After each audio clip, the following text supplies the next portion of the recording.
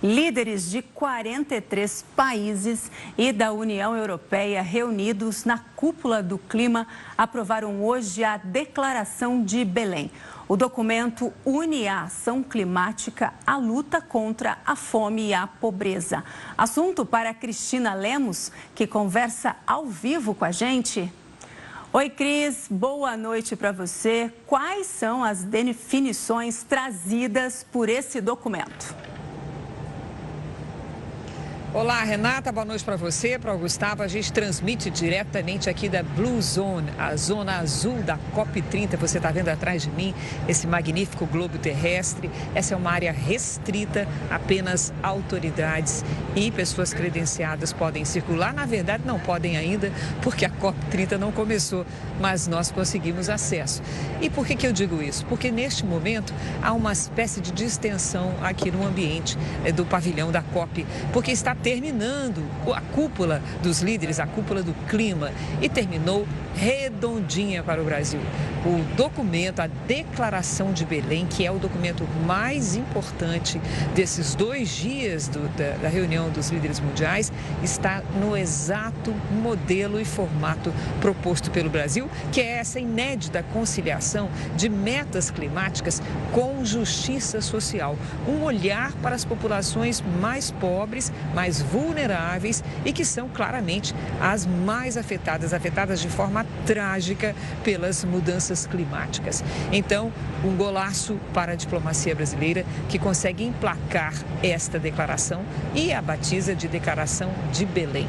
Outro documento importantíssimo, ao todo foram 4 documentos votados hoje pelos líderes. Vale lembrar que essa reunião não tem caráter deliberativo, ela tem caráter consultivo e também para emanar posições e diretrizes para o mundo. Então, o segundo documento, que eu reputo como sendo o mais importante, ele se chama Compromisso de Belém pelos Combustíveis Sustentáveis. Esse também é um turning point, é uma virada que acontece justamente aqui em Belém, quando as nações estabelecem uma meta bastante ambiciosa de superação da dependência dos combustíveis fósseis, petróleo e gás. Qual é essa meta? Até 2035, os países se comprometem a multiplicar por 4 o uso dos combustíveis sustentáveis. O Brasil está muito à frente nessa tecnologia. Também um discurso forte do presidente Lula nesse sentido, na defesa dos combustíveis fósseis. Aliás, na defesa da substituição e da liberação da dependência dos combustíveis fósseis. Aliás, ele foi muito cobrado pelas entidades ambientalistas e científicas quando disse que o Brasil não podia abrir mão dos recursos advindos do petróleo, porque era um país em desenvolvimento. Hoje ele corrigiu os rumos. Ele disse que o lucro que vem do petróleo vai ajudar a pagar esta conta. Renata.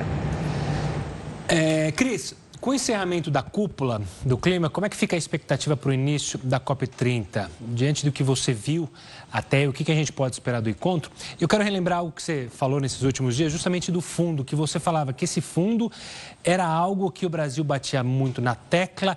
Você acredita que o ministro Haddad, a ministra do Meio Ambiente, o presidente Lula, saem felizes com a receptividade que o fundo teve aí na cúpula?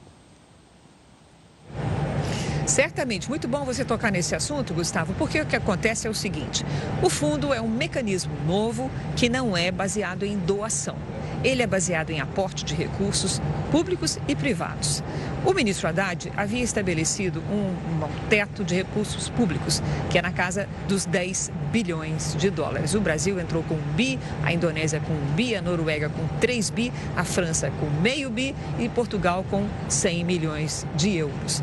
O que ocorre? Para que as outras nações consolidem esse aporte de dinheiro público, é preciso que o fundo tenha um conceito financeiro e técnico claro. Já se sabe que ele vai ser gestado pelo Banco Mundial.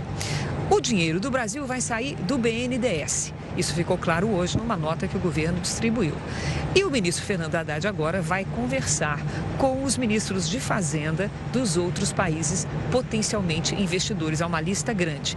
O mais importante deles é a Alemanha. O primeiro-ministro da Alemanha foi claríssimo hoje. Ele declarou que a Alemanha fará um aporte importante, relevante, substantivo. A Alemanha é um tradicional financiador de ações climáticas, é o berço do movimento verde que surgiu lá na Alemanha, conscientizando o mundo inteiro da importância da proteção ao meio ambiente. A Alemanha é muito comprometida com esse tema. Porém, é preciso que as regras estejam claras para que os governos que têm responsabilidade, têm que prestar conta aos seus eleitores, possam decidir quanto vão aportar. Mas é quase certo, é dado como certo, assim é o compromisso do primeiro-ministro da Alemanha, que Friedrich Merz, que haverá esse aporte.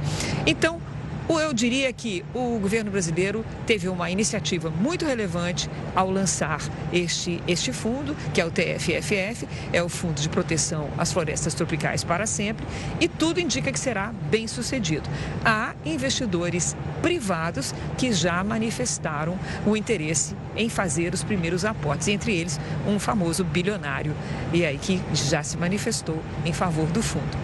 Com relação ao que acontece daqui para frente, neste momento está havendo a finalização dos trâmites aqui da Cúpula do Clima. Os líderes mundiais paulatinamente vão deixando a cidade de Belém e a cidade vai sendo ocupada por outro time, que é o time dos negociadores da COP30. Belém vai estar lotada dentro de poucas horas. A COP começa daqui a 3 dias e nesse intervalo o presidente Lula vai à Colômbia, como nós informamos. Ele vai participar da cúpula da União Europeia e CELAC e tudo indica, de acordo com o chanceler Mauro Vieira, que o presidente vai até ali fazer uma manifestação de apoio à Venezuela. Não necessariamente ao governo de Nicolás Maduro, mas à Venezuela e à paz na região da América Latina, em função das iniciativas do presidente Trump, que vem movendo ações com aparência de guerra nos mares do Caribe e com a justificativa de que está fazendo uma guerra contra o narcoterrorismo. O presidente Lula, portanto, vai até a Colômbia, aonde no grupo de países da América Latina vai manifestar apoio à Venezuela. E depois ele volta para justamente a abertura aqui da COP30, onde nós vamos seguir com a força-tarefa da Record, acompanhando todos os detalhes dessa importantíssima Conferência do Clima, que deve ser um divisor de águas nesta história toda. Renata, Gustavo? Tá certo, Cris. Obrigado pelas informações. Já parabenizo também toda a equipe pelo trabalho nesse início, né? Foi a cúpula, agora vem a COP. Um ótimo trabalho para você e para toda a equipe.